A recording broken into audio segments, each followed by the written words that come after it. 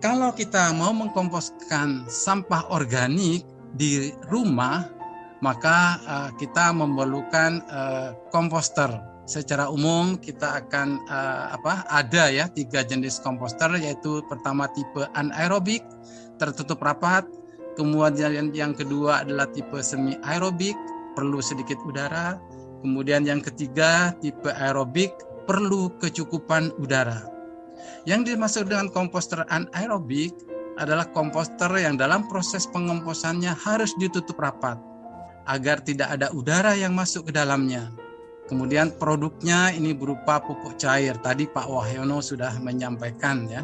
Kemudian yang kedua adalah komposter semi aerobik, yaitu adalah komposter yang dalam proses pengomposannya tidak perlu ditutup rapat sehingga ada udara yang masuk, tetapi tidak maksimal ya udaranya, dan produknya biasanya berupa kompos padat dan pupuk cair. Nah, yang paling penting karena tujuan kita adalah mau mengkomposkan atau membuat kompos dari sampah organik, maka komposter yang kita pilih itu adalah komposter aerobik ya, yaitu komposter yang dalam proses pengomposannya memerlukan udara yang cukup sehingga komposternya terdapat lubang-lubang yang memungkinkan udara masuk ke dalamnya sehingga aerasinya menjadi bagus, dan produknya sudah tentu adalah kompos padat. Nah, Bapak Ibu, saya masuk dulu ke contoh-contoh komposter, entah itu anaerobik, semi aerobik maupun yang aerobik. Ini contoh komposter anaerobik, saya nggak perlu jelaskan ya, karena tadi Pak Wahyono sudah menjelaskan. Yang jelas di sini komposternya tertutup ya, kedap udara. Dan yang kedua, komposter semi aerobik. Masih ada lubang-lubang untuk aerasi udara ya, ini terdiri dari 2 wadah yang ditumpuk, kemudian sampahnya biasanya ditaruh di bagian atas, kemudian diberikan penyiraman. Nah, tadi saya katakan bahwa di dalam membuat kompos, air yang diberikan itu harus dalam kondisi sesuai, kondisi optimal.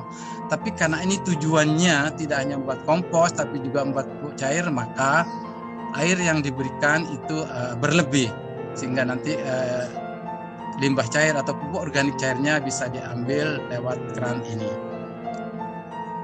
Nah, yang kedua ini contoh-contoh komposter semi aerobik ya. Kata kuncinya di sini ada keran ya, ada keran yang untuk mengeluarkan produksi pupuk cairnya. Nah, yang ketiga sekarang masuk ke komposter aerobik. Inilah komposter yang biasa kita gunakan untuk mengkomposkan sampah rumah tangga, apakah itu di rumah kita sendiri ataupun di dalam RT RW tertentu yang dilakukan oleh warga di RT RW tersebut. Ini contohnya warga Komplek Perumahan Puspiptek Serpong ya, yang melakukan proses pengomposan sampah rumah tangganya dengan komposter aerobik yang memang ini biasa yang kita kembangkan ya. Kemudian ini juga yang pernah kita kembangkan di Cempaka Putih Timur ya, sama masih komposter aerobik ya, dan itu memang yang biasa kita kembangkan di masyarakat. Nah, ini contoh-contoh komposter aerobik. Jadi Bapak Ibu seperti tadi Pak Wahyono katakan bahwa kita membuat kompos itu harus caranya mudah, kemudian komposternya juga harus mudah dibuat ya, mudah dibuat. Ini contoh-contoh yang banyak di masyarakat ya. Misalnya kita lihat ada komposter menggunakan tong biru. Kemudian di sini ada peralonnya yang dilubang-lubangi, yang tujuannya itu adalah agar aerasinya menjadi bagus. Kemudian ada tong ini yang berwarna hijau, ada lubang-lubang di bawah untuk aerasi. Kemudian di sampingnya ada pintu, tujuannya untuk memudahkan mengambil produk komposnya. Ada juga komposter dari bambu, ada juga dari bekas kaleng cat yang dilubang-lubangin. Kemudian juga ada dari wadah yang di atasnya ada pralon untuk aerasi udara. Kemudian di sini juga terlihat ada yang disebut bumbu kompos. Apa itu bumbu kompos nanti saya jelaskan di belakang. Kemudian ini yang cukup populer ya pada beberapa tahun yang lalu, mudah-mudahan sekarang masih tetap populer. Ini keranjang Takakura atau komposter Takakura yang namanya itu sesuai dengan nama penggembangnya, yaitu Mr. Takakura. Nah, ini lagi berdiskusi tentang komposter Takakura ini dengan Pak Wahyono.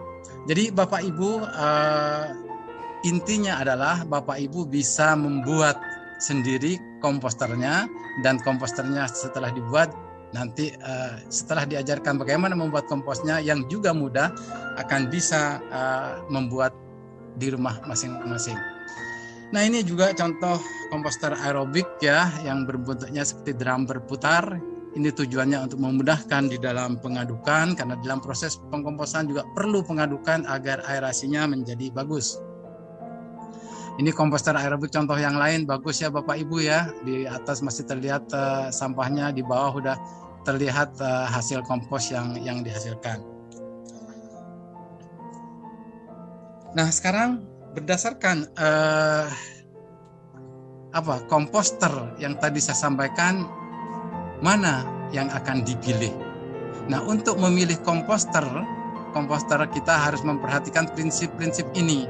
Yang pertama, sesederhana mungkin peralatannya, kemudian semudah mungkin pengoperasiannya, semurah mungkin harganya, semudah mungkin pembuatannya.